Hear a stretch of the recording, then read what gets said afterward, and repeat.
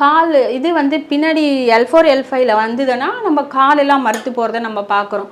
So இந்த மாதிரி வர்றது வந்துட்டு நிறைய பேருக்கு இப்போ வந்து வயசு வித்தியாசம் இல்லாமல் வருது.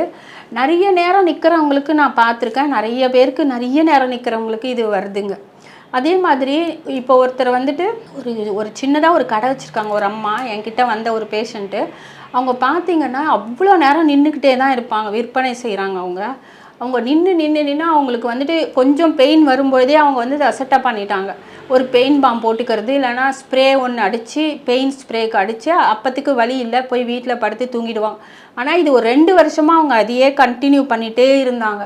2 வருஷமாக கவனிக்காமல் 3வது வருஷம் ரொம்ப அவங்களால எந்திரிச்சு நடக்கவே முடியலன்ற ஸ்டேஜுக்கு போயிட்டாங்க. ஸோ அப்போ என்ன பண்ணாங்க, போய் எம்ஆர்ஐ எடுத்துகிட்டு அப்போ பார்த்தா டிஸ்க் பல்ஜ் இருக்குது சொல்லிட்டு அப்போது என்ன சொல்லியிருக்காங்க, நீங்கள் வந்து சர்ஜரி தான் பண்ணணும், சர்ஜரி இல்லைன்னா உங்களால் நடக்கவே முடியாது, நீங்கள் வந்து வீல் சேர்லேயே தான் உட்காந்துருக்கணும் அப்படின்னு சொல்லிட்டாங்க.